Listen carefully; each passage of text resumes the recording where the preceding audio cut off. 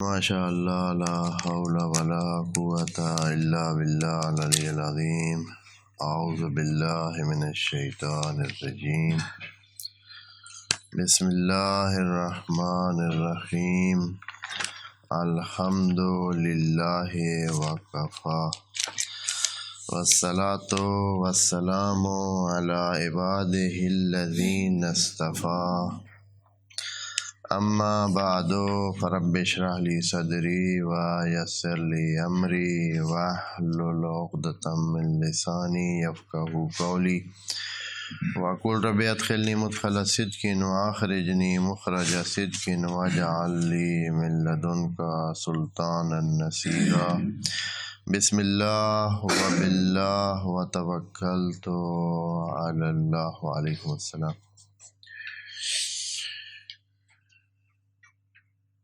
قال اللہ تبارک و تعالی فی سورۃ الفلق آیت نمبر 1 بسم اللہ الرحمن الرحیم قل اعوذ برب الفلق من شر ما خلق ومن شر غاسق اذا وقب ومن شر النفاثات فی العقد ومن شر حاسد اذا حسد صدق اللہ العظیم۔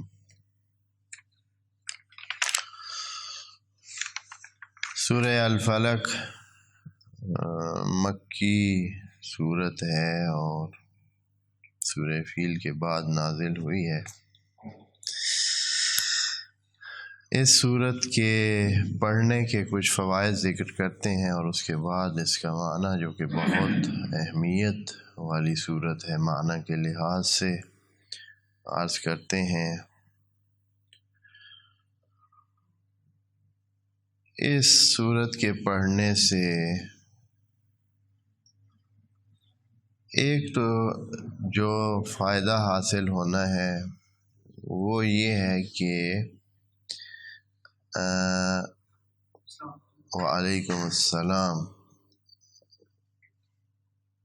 عامۃ المسلمین کی کتابوں میں ہے کہ اگر کوئی ان دو صورتوں کو پڑھے سورہ فلق اور سورہ الناس تو جادو وغیرہ کا اثر اس بندے سے دور ہو جاتا ہے۔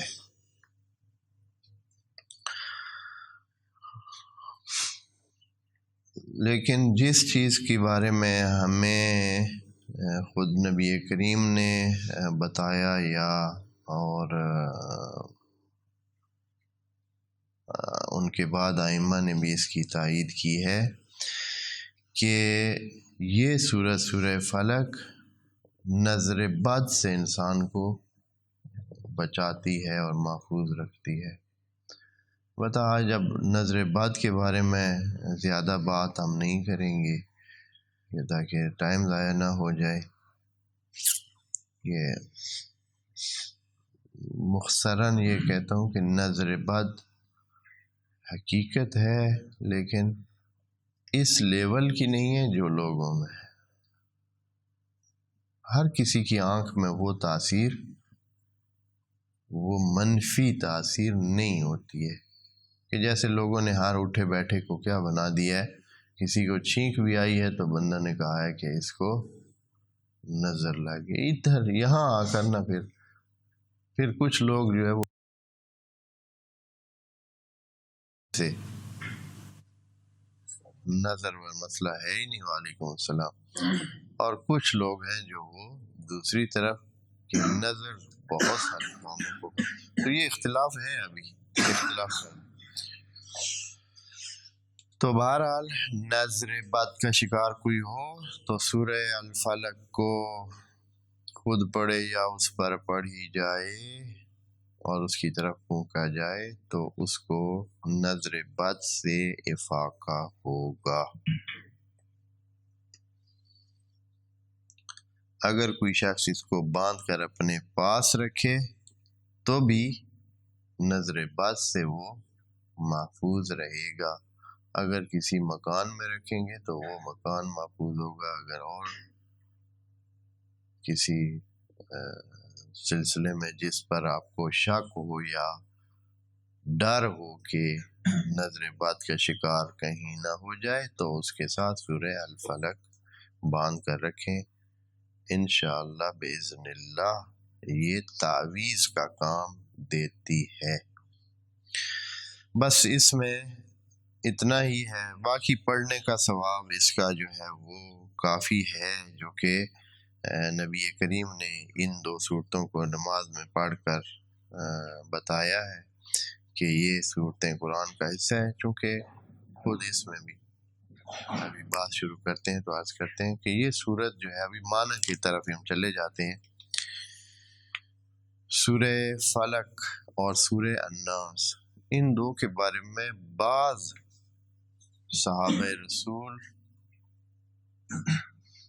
رضوان اللہ علیہم ان کے کہنے کے مطابق یہ 2 صورتیں قرآن کا حصہ نہیں ہیں.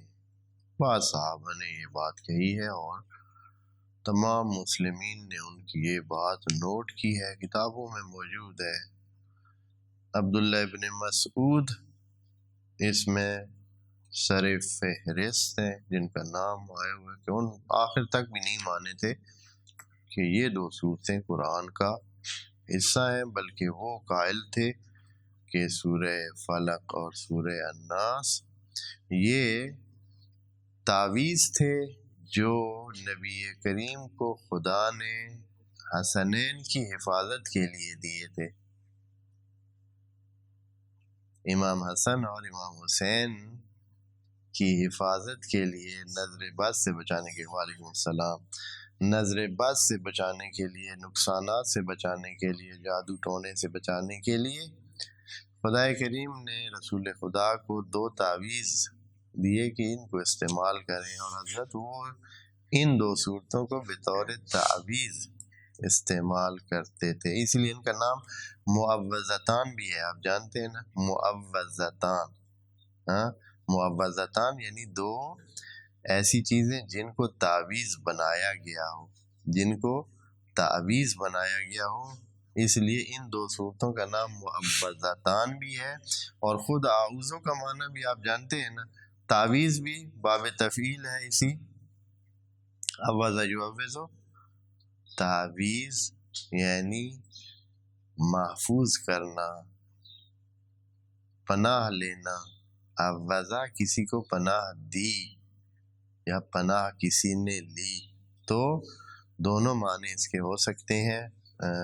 اور تعویذ کا معنی بھی انہی صورتوں کے ابتدا میں موجود ہے. اعوذ یعنی تعویذ لیتا ہوں، پناہ مانگتا ہوں. یہ جو تعویذ ہوتا ہے یہ بھی ایک قسم کی پناہ ہوتی ہے، یعنی انسان اپنی مشکل کے لیے اس صورت یا اس لکھے ہوئے تعویذ میں موجود کلام الہی کی پناہ لیتا ہے، اس کو اپنی پناہ گاہ بناتا ہے اور اس کے حفاظت میں چلا جاتا ہے. اس لیے اس کو تعویذ اس کو کہتے ہیں جو انسان استعمال کرتے ہیں. تو یہ صورتیں، لیکن باقی تمام مسلمین ان بعض اصحاب رسول سے ہٹ کر باقی تمام مسلمین کا اتفاق ہے اس بات پر کہ یہ صورتیں قرآن کا حصہ ہیں اور قرآن میں تھیں. اور اسی وجہ سے جب لکھے گئے وہ نسخے، 5 نسخے جو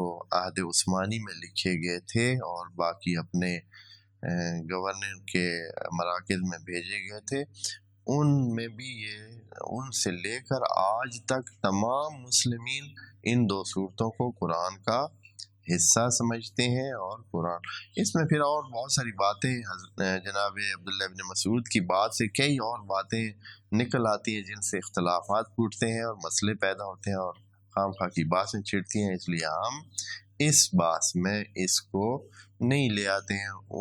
اس طرف سے ان پر وہ خدشات مناقشات کیے جاتے ہیں، ادھر سے ان پر کہ یہ تحریف کی بات کرتے ہیں، وہ کہتے ہیں کہ آپ تحریف کی بات کرتے ہیں. اور اس طرح ایک سلسلہ ہے جو یعنی جیسے بہانے ہمارے تمام مسلمین میں ایک دوسرے کے خلاف باتیں کرنے کے لیے ڈھونڈے گئے ہر طرف سے.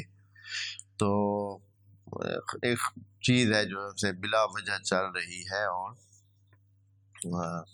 بہرحال علمی حد تک اس میں گفتگو کرنے میں حرج نہ تھی، لیکن ایک دوسرے کو اتہام اور الزام اور اس کو نیچے دکھانا یہ شاید کسی طرح مناسب نہ تھا۔ لیکن مسلمانوں میں بھی باقی امم کی طرح، جیسے باقی امتیں اپنے نبیوں کے بعد بہت ساری خرابیوں کا شکار ہو گئی، تو اس امت میں بھی اسی قسم کے مسائل پیدا ہو گئے۔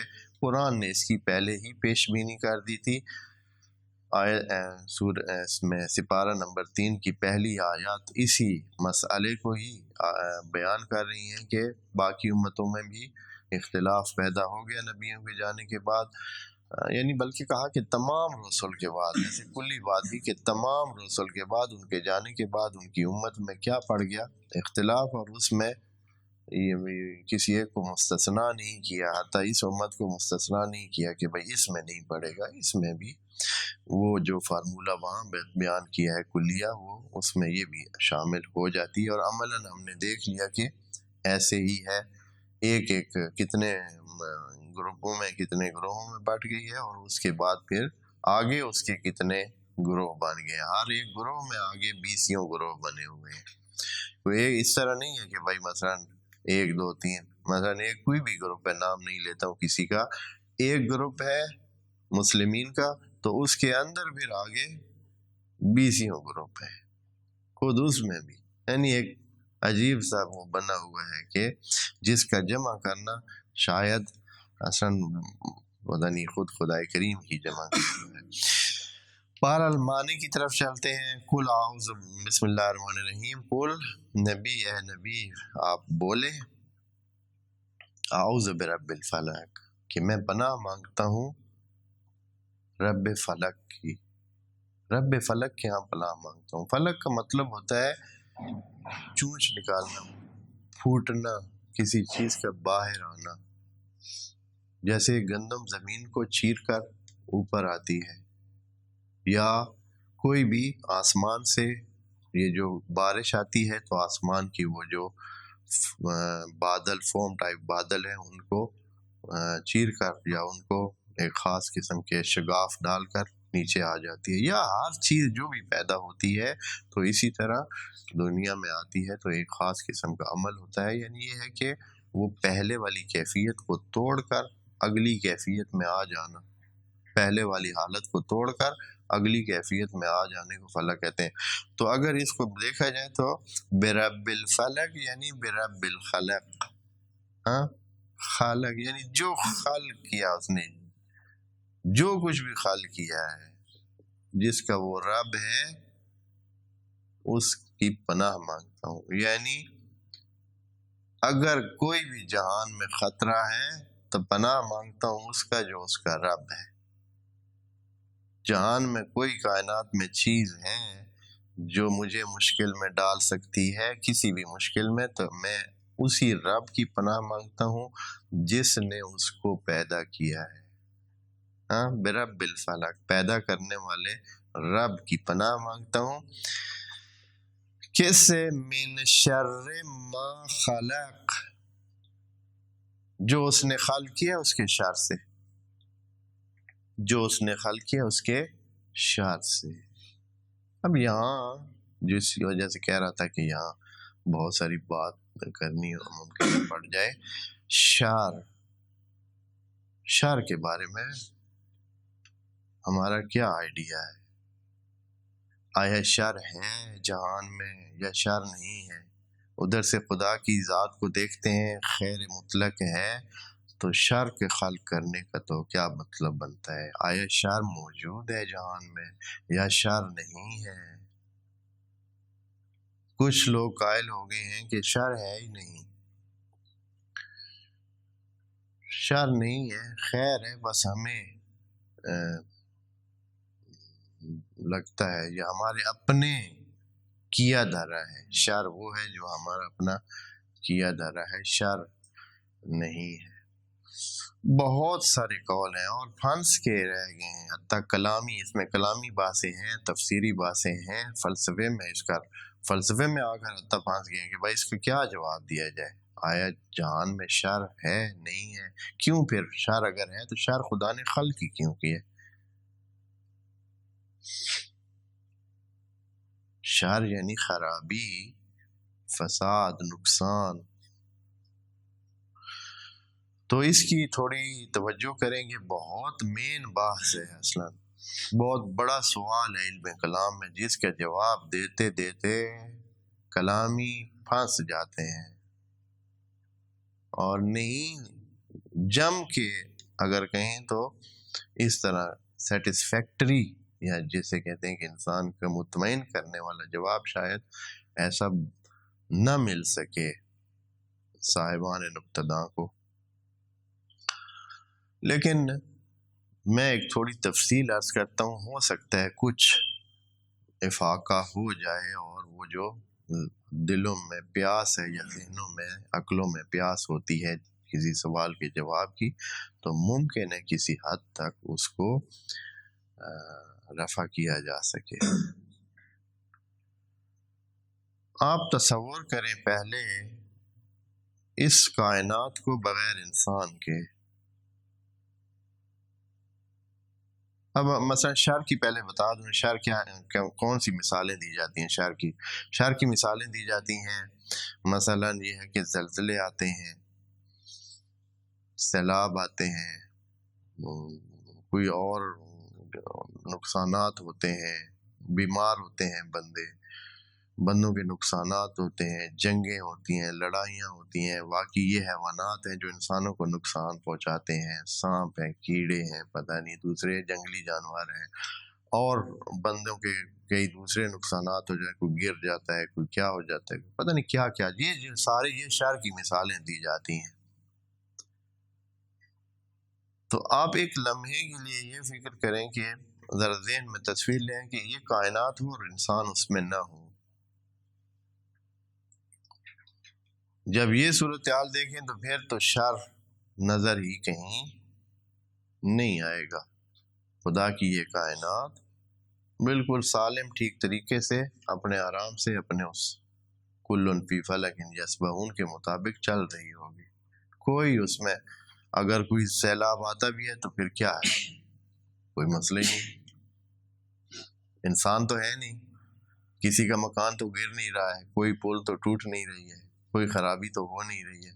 ٹھیک ہے، جنگل میں، کھلی زمین میں، صحرا میں، وادیوں میں آئے سیلاب، ایک دفعہ نہ آئے، کتنی دفعہ آئے؟ 10 دفعہ آئے، ہر روز آتا رہے. ہاں، کسی کو مسئلہ ہے؟ ہم نہیں ہے مسئلہ. درخت ٹوٹتے رہیں، جنگل کے حیوانات ایک دوسرے کو چیر پاڑ کے کھائیں، شکار بنائیں، اپنی غذا پیدا کریں، اب اس سے ہمیں کیا، کوئی مسئلہ نہیں ہے. ان کو تو احساس شر نہیں ہے نا، جنگلی حیوانات یا دوسری چیزیں ہیں، اگر ہے بھی تو وہ خدا کا اپنا ایک نظام ہے، اس کے شر سے ہمیں کوئی مسئلہ نہیں ہے. اگر ان کا آپس میں کوئی شر ہے یا تو ان کو احساس نہیں ہے، اگر احساس ہے تو وہ خدا ان کے بارے میں جو انتظام اس نے کرنا ہے وہ اس نے کرنا ہے، ہمیں اس سے کوئی مسئلہ نہیں ہے. ہمیں شر سے خود تکلیف ہوتی ہے اور شر کو دیکھ کر بھی تکلیف ہوتی ہے. دو چیزیں ہوتی ہیں، شر سے بھی تکلیف ہوتی ہے کہ جو ہم پہ اپنے اوپر آ پڑے، اور اگر ہم پہ نہ آئے، ہم صرف شر کو دیکھیں تو بھی ہمیں کیا ہوتی ہے، اذیت ہوتی ہے، تکلیف ہوتی ہے. تو جب ہم ہوں نہیں اس کائنات میں، انسان نہ ہو، تو شر کی کوئی وجود نہیں ہے، بس تمام خیر ہی خیر ہے. بس مسئلہ ہے تو کس کو؟ انسان کو. انسان جب اس کائنات میں آتا ہے، اس کو احساس ہے شر کا. جب شر کا احساس ہے تو پھر شر کے بارے میں کیا ہم کہیں. بس خود کائنات میں شر نہیں ہے، انسان جب آتا ہے تو اس کو شر. آیا انسان کے لیے شر ہے یا نہیں، یہ سوال ہے. کائنات میں انسان کے لیے شر ہے یا نہیں، اور اگر ہے تو خدا نے پھر اس کو کیوں بنایا ہے؟ آیا مثلا ہمیں تکلیف دینا ہو، یہ تو مراد نہیں ہو سکتی ہے کہ انسانوں کو تکلیف میں رکھنے کے لیے ایسا. بس شر کیا صورت ہے، کیا کہیں، شر کا کیا حل ہے؟ تو دوستو یہاں جو بات دھیان دینے والی ہے وہ یہ ہے کہ انسان کی زندگی کی تصویر ایک 80 سال کی ہے آدھی تصویر، اور اس کے بعد پوری تصویر باقی اس کے ساتھ ہے۔ ایک یہ نقطہ ذہن میں رکھیں، تصویر صرف اتنی نہیں ہے 80 سال، بلکہ پوری بڑی تصویر جس میں اگلی ساری زندگی بھی شامل ہے، اس کو بھی دیں۔ دوسرا یہ ہے کہ ہر چیز جو خدا نے بنائی ہے، جس کا انسان کے ساتھ کوئی بھی تعلق ہو، کوئی بھی انسان کے ساتھ ہینڈل کرنے والی چیز، ابتلا میں ہونے والی چیز، تمام چیزوں کے دو پہلو ہیں۔ خود سے وہ چیز نہ شر ہے نہ خیر ہے، بلکہ خیر ہے، چونکہ ہے تو خیر ہے۔ خود سے وہ چیز خیر ہے، لیکن اس کا ایک پہلو شر کا بھی ہے، ہر چیز کا۔ جیسے چھری ہے، چھری آیا خیر چیز ہے یا شر چیز ہے؟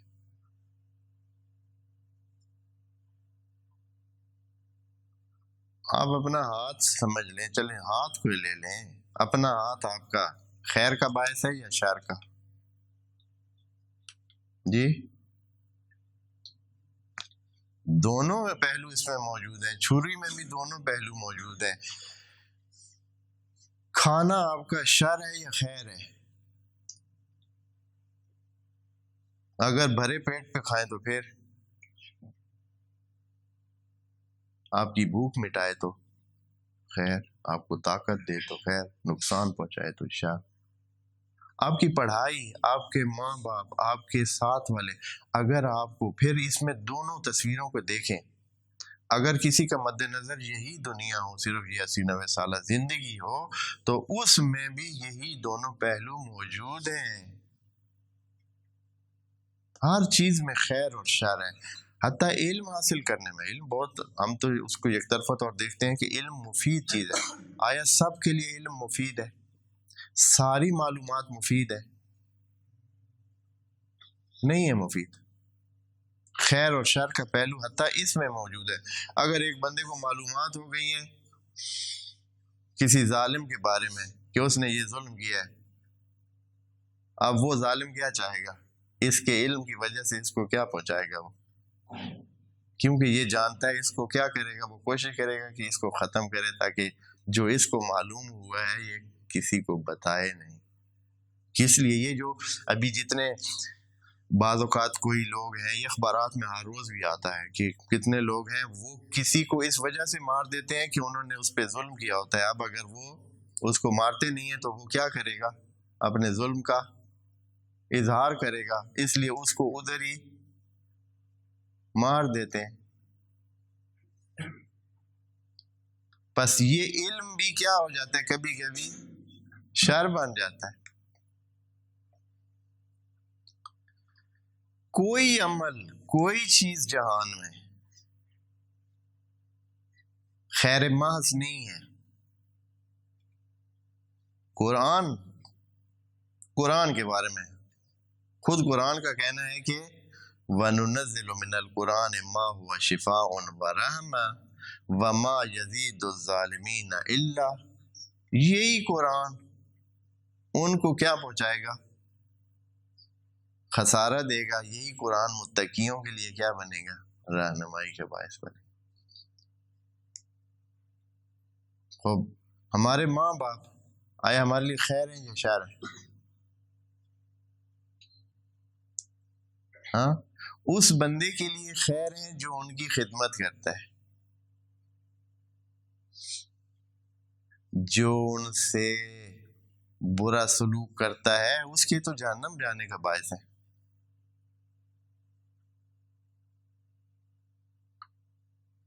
بس امتحان ہے، بس دونوں پہلو موجود ہیں۔ ہر کام میں شر موجود ہے، خیر موجود ہے۔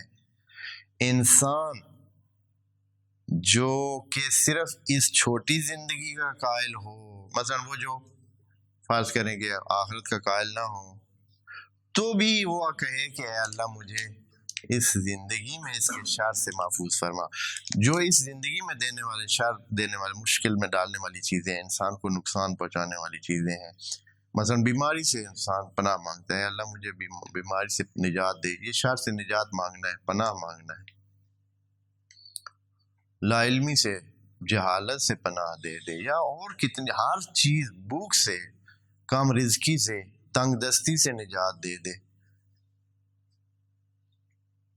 اور جن کے ہاں بڑی تصویر ہے، یعنی صرف 80 سالہ زندگی کو نظر میں نہیں رکھتے ہیں، اس کے بعد والی زندگی کو بھی نظر میں رکھتے ہیں، تو وہ کیا مانگتے ہیں؟ اللہ ہمیں کسی ایسے کام میں مبتلا مت کر کہ جس سے ہماری یہ پوری تصویر میں ہماری زندگی خراب ہو۔ اسی لیے خدا کریم نے کہا ہے کہ ربنا، اس طرح دعا مانگے، ربنا آتنا فی الدنیا حسنۃ وفی الآخرۃ حسنۃ، اے اللہ ہمیں شر سے محفوظ رکھ اس دنیا میں اور اس دنیا۔ بس یہ خام خواہ اتنی بحثیں ہوئی ہیں، میں آپ کو انشاءاللہ آپ جا کر آگے دیکھیں گے، اور آج جو میں ادھر آپ کی خدمت میں جواب عرض کر رہا ہوں اس کو بھی دیکھنا، بعد میں جب آپ اس کلامی بحث میں پڑھیں گے تو اتنی مشکل میں پڑھیں ہیں کہ کتابیں لکھی گئی ہیں۔ شہید مطہری نے ایک کتاب لکھی ہے عدل الہی، اس میں سارا تقریباً فوکس اس بات پر ہے کہ کیسے اتنے سارے خرابیاں جو عالم میں ہو رہی ہیں ان کو کیسے جسٹیفائی کیا جائے، کس طرح کہا جائے کہ اتنی خرابیاں ہو رہی ہیں اور پھر بھی خدا آیا عادل ہے، ایک کو اس طرح دے رہا ہے، ایک کو اس طرح دے رہا ہے، ایک کو یہ کر رہا ہے، ایک کے ساتھ اس طرح برتاؤ ہو رہا ہے، ایک کے ساتھ اس طرح برتاؤ ہو رہا ہے۔ تو اگر کوئی بڑی تصویر کو دیکھے، اپنی بڑی تصویر کو نظر میں رکھے، تو بہت ساری چیزیں جو اس کو شر لگتی ہیں، صبح کو اٹھنا ہمارے لیے کیا ہے؟ خیر ہے یا شر ہے؟ جس نے صرف یہ چھوٹی تصویر دیکھنی ہے اس کے لیے کیا ہے؟ شر ہے۔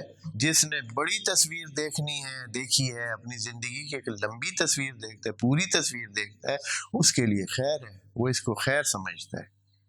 جیسے پڑھائی ہے، وہ بچہ جو ابھی ان دنوں کے کھیل کود، یہ آنا جانا، اٹھنا بیٹھنے کو دیکھتا ہے، وہ جوان، تو اس کو پڑھائی کیسے لگتی ہے؟ عذاب ہے، شر ہے، مصیبت ہے، کب جان چھوٹے گی۔ لیکن جو اسٹوڈنٹ اپنے فیوچر کو بھی ساتھ ملا کر دیکھتا ہے، وہ دیکھتا ہے کہ نہیں، یہی پڑھائی خیر ہے، یہی بیٹھنا اور یہ محنت کرنا خیر ہے، اس لیے کہ اس کے بعد جو خیر ملنا ہے وہ اتنا زیادہ ہے کہ یہ کچھ دنوں کا جو مشکل حالات ہیں اس کو شر سمجھتے نہیں۔ اگر کسی باپ نے اپنے بیٹے کو کھل دے دی، مثال دیتے ہیں، فیصلہ بھی آپ دوستوں سے بھی لے لیتے ہیں، تمام جو سننے والے ہیں ان سے بھی، کہ اگر کسی باپ نے اپنے بچے کو ہر چیز لے کے دی، بھائی جو مرضی کر، ٹھیک ہے، 11 بجے جاگا کر، پھر جو چاہیے تمہیں لیا کر، جو مرضی ہے پھرا کر، ادھر ادھر جائے گا، تمہیں کچھ مسئلہ نہیں ہے، پڑھائی کی بھی ضرورت نہیں ہے، کوئی محنت کرنے کی، کچھ سیکھنے کی ضرورت بالکل بھی نہیں ہے، تمہارے باپ کے پاس ہر چیز ہے یا نہیں ہے، جو بھی ہے، دونوں صورتوں میں۔ اچھا، اب جو یہ بعد میں، یا سارے لوگوں کا اس باپ کے بارے میں کیا فیصلہ ہوگا کہ اس باپ نے اس بیٹے کے ساتھ اچھا کیا ہے، اب جو بیٹا بن گیا ہے وہ بالکل ایک فضول، نکما، نکٹو، نقصان دہ، برا سوچنے والا، ویلا بیٹھنے والا، سب کا ٹائم ضائع کرنے والا، اس لیے خود تو وہ بیکار ہے، اس کا کام نہیں ہے، دوسروں کا ٹائم ضائع کرنے والا، پتہ نہیں کیا کیا سلسلے۔ تو ہر طرف سے لعنت، نفرین، خرابی، نقصان اور بےعزتی آ رہی ہے۔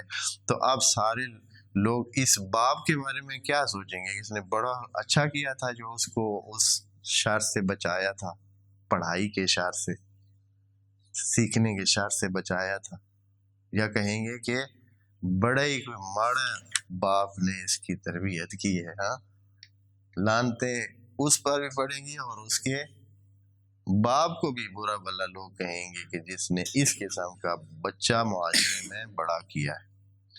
پس شر اس طرح کی چیز نہیں ہے کہ بھائی اچھا موجود ہے، اور اب شر اور خیر نسبی ہیں،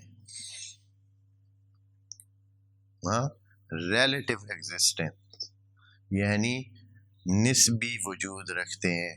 بس ہر چیز میں، ہمارے ہر عمل میں ایک پہلو شر کا ہے، ایک پہلو خیر کا ہے. ہم جو خدا کریم کی مدد لینا چاہتے ہیں اور کہتے ہیں کہ اے اللہ تیری پناہ میں آنا چاہتے ہیں، تو ہم کہتے ہیں کہ اے اللہ ہمارے ہر کار میں خیر کا پہلو ہمیں نصیب کرنا، وہ شر کے پہلو سے ہمیں محفوظ رکھنا.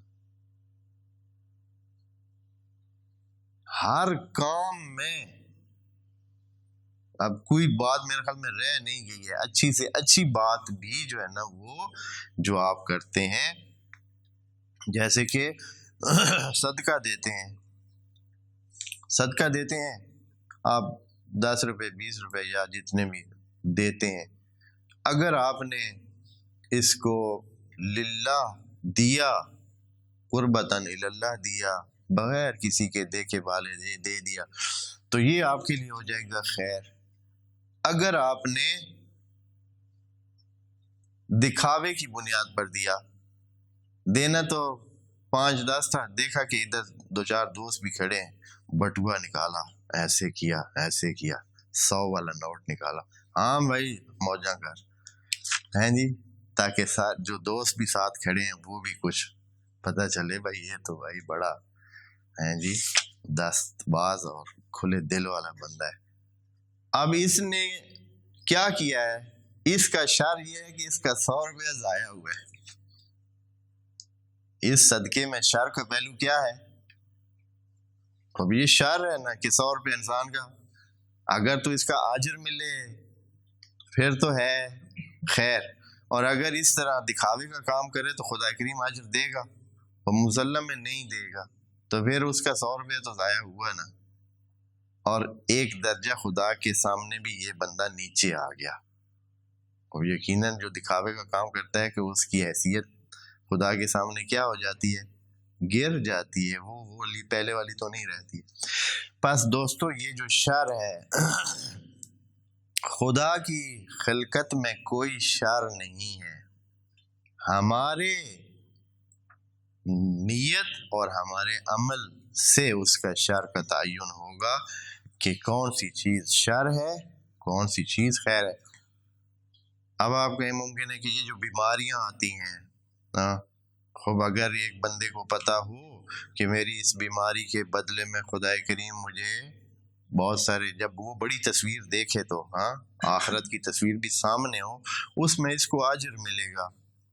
زلزلے میں اس کا نقصان ہوا ہے، سیلاب میں اس کا نقصان ہوا ہے، اس کو پتا ہے کہ جو نقصانات اس کے ہوئے ہیں اس کو کیا ملے گا؟ اجر ملے گا. تو پھر کیا کرے گا؟ وہ کہے گا کہ اس کا کوئی نقصان ہوا ہے، اس کے لیے کوئی شر ہے. وہ پھر مسئلہ یہ ہے کہ جب وہ اس کو چھوٹی تصویر کو دیکھے تو ممکن ہے کہ وہ سمجھے کہ یہ شر ہے، لیکن بڑی تصویر کو اگر دیکھے تو وہ شر نہ سمجھے. اگر کسی آپ میں سے کسی کو کہیں کہ فی تھپڑ جو ہے وہ 1 لاکھ روپیہ ہم دیتے ہیں، کوئی ہے ادھر بندہ؟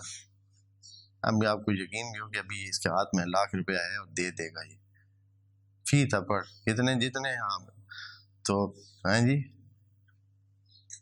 سچ مچ وہ دے بھی رہا ہو تو پھر کیا سے خدا جو کہے گا تو وہ تو دے گا. تو پھر کیا خیال ہے؟ بندہ منہ صحیح سے ایسے رکھے گا یا نہیں کہ بھائی بلکہ کہے گا کہ پورے 10 ہو گئے، چلے 10 لاکھ دے دیں، چلے ایک فری ہٹ بھی لگا دیں.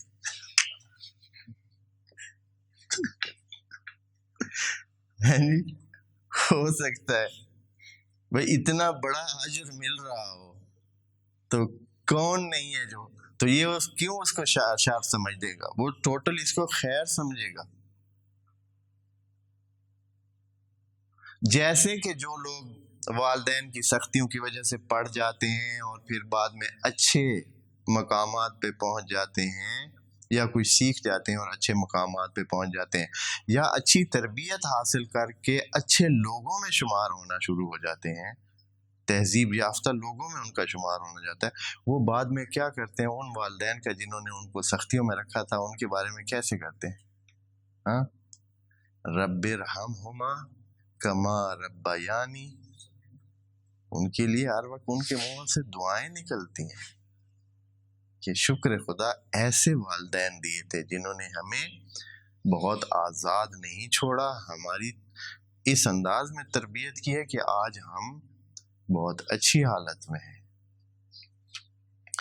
بس دوستو، شر جو ہے یہ کوئی ایسے خود سے کوئی حیثیت علیحدہ نہیں ہے، یہ ہمارے اس سوچ اور ہمارے اس برتاؤ کے نتیجے میں شر پیدا ہو سکتا ہے، وہی چیز جس کو، اسی لیے خدا کریم نے اس چیز کو بیان کرنے کے لیے، اسی جو بھی میں نے آپ کی دوستوں کی خدمت میں یہ زاویہ بیان کیا ہے، اسی کو بیان کرنے کے لیے خدا کریم نے کہا ہے 2-3 آیتوں میں، عسیٰ ان تحبوا شیئا وہو شر لکم وعسیٰ ان تکرہوا شیئا وہو خیر لکم۔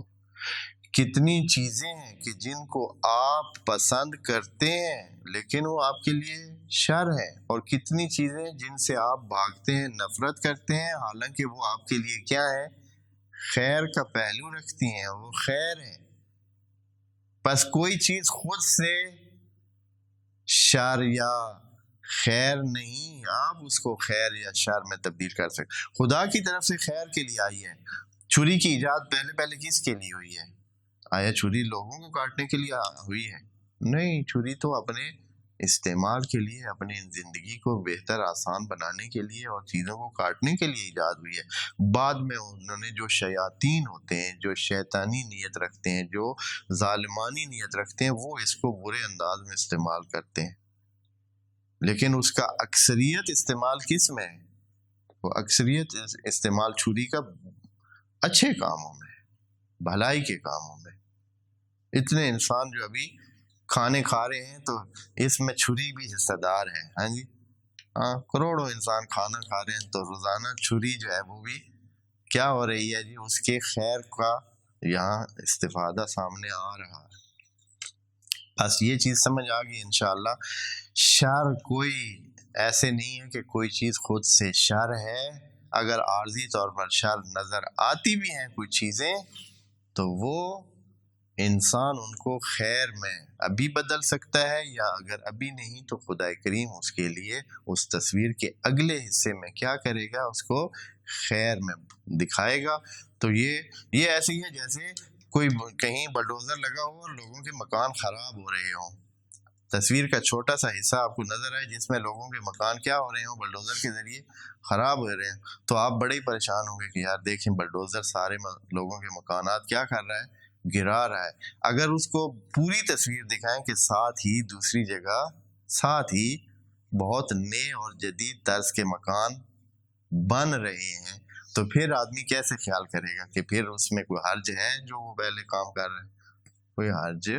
بس ہم اگر پوری تصویر دیکھیں گے تو ہمیں کوئی چیز شر نہیں لگے گی، اور اگر ہم چھوٹی تصویر دیکھیں گے اور اس کا وہ پہلو دیکھیں گے کہ جو فعلی ہے تو ممکن ہے کہ ہمیں شر لگے۔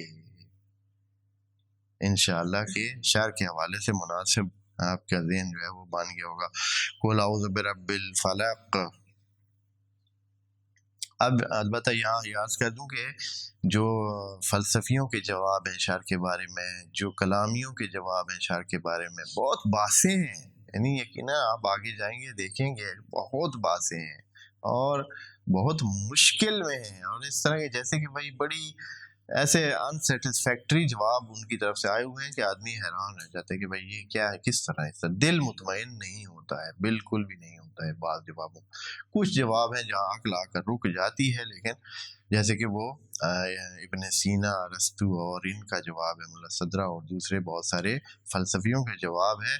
انہوں نے کہا ہے کہ دنیا میں 5 چیزیں، میں آپ کو یہ بھی تھوڑا سا ابھی بتاتا ہوں، ٹائم تو اتنا نہیں ہے،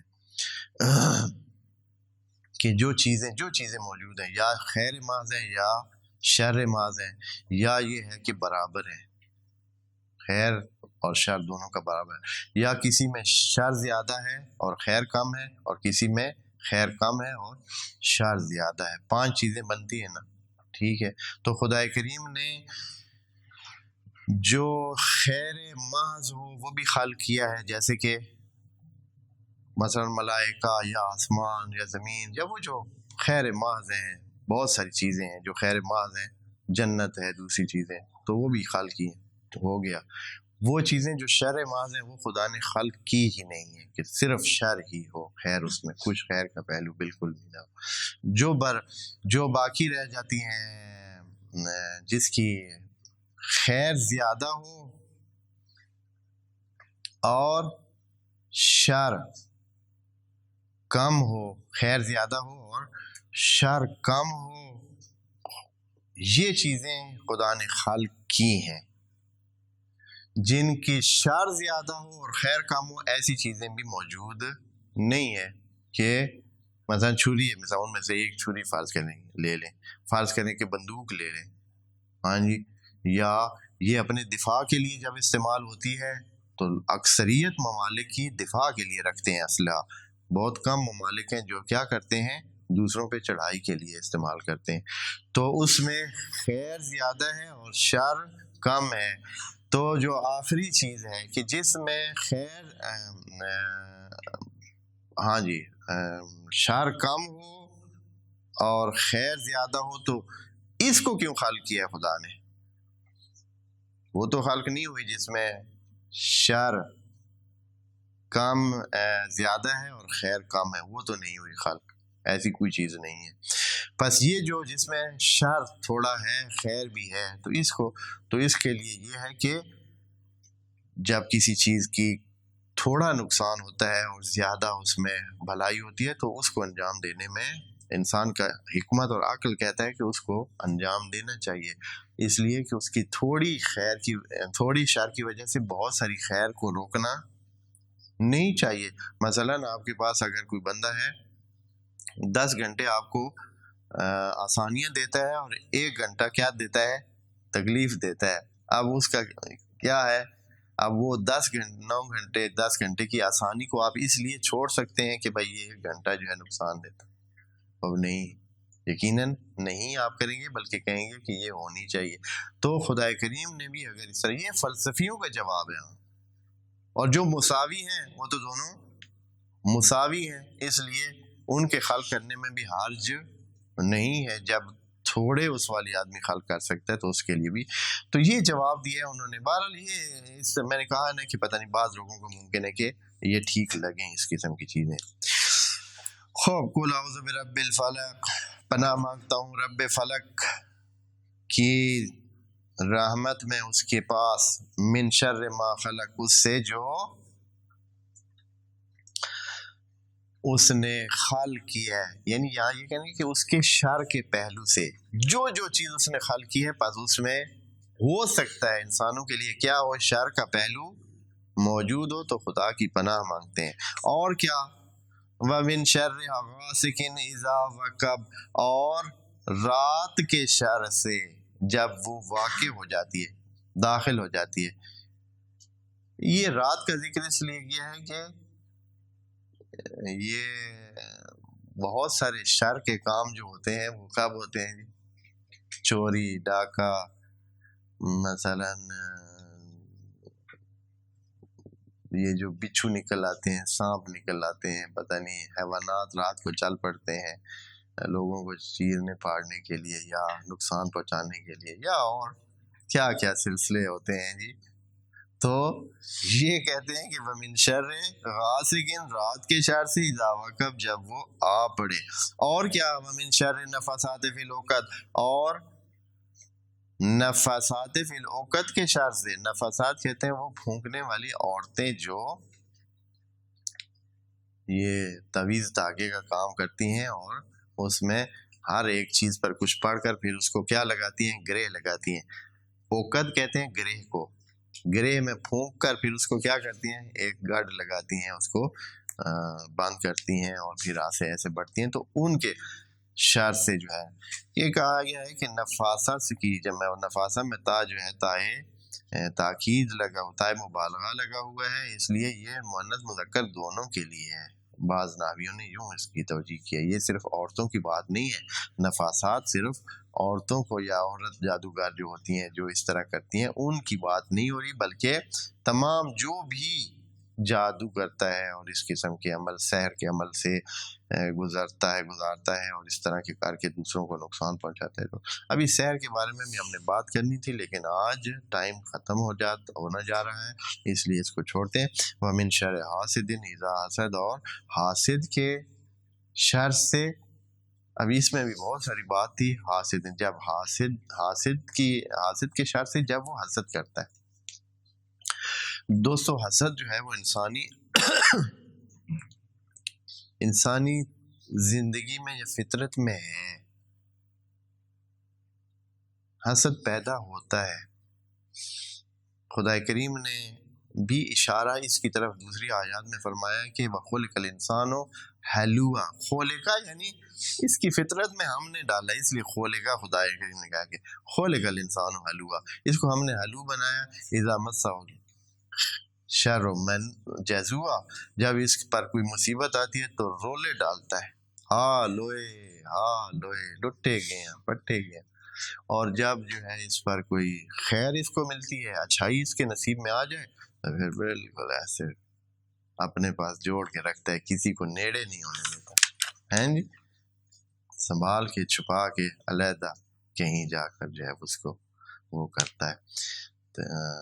تو اگر پتہ بھی چل جائے تو دوسروں کو کہتے ہیں کہ فلاں جگہ یہ چینی مل رہی ہے مثال کے طور پر، ہاں، تو اپنے دوست کسی کو تو بتاتا ہے، ایک دو کو کہتے ہیں کہ نہ کسی کے نہیں ہے نا، اور وہی تیرا کیا جاتا ہے، اللہ کے بندے تو لے آیا، جنہوں نے لینا ہے جا کر لے لیں۔ تو بہت ساری چیزیں ایسی، فلاں جگہ یہ چیز مل رہی ہے لیکن کسی کو بتانا مت، تم جا کر لے آؤ، کسی اور کو مت بتاؤ۔ تو یہ انسان کی فطرت ہے۔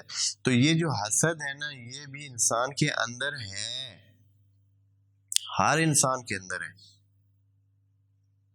خدا کریم کا حکم یہ ہے کہ آپ کیا کریں، اس حسد کو غبطہ میں تبدیل کریں، رشک میں تبدیل کریں، یعنی حسد کو روکیں، اس کو کیا کریں، اے اللہ شکران للہ کہ تو نے اس کو دیا ہے، مجھے بھی اس قسم کی چیز عنایت فرما، یہ رشک کی طرف تبدیل کرنا ہے۔ اور جو حسد کرتا ہے وہ کیا کہتا ہے، وہ کہتا ہے کہ اے اللہ ہاں جی 5 منٹ بھی نہ لا، اور کسی نو دے چھوڑ، اس تو جڑا نا یہ ہونی ختم ہو جائے، ابھی اس کو خاتمہ کر، اس کا ابھی نقصان کر دے۔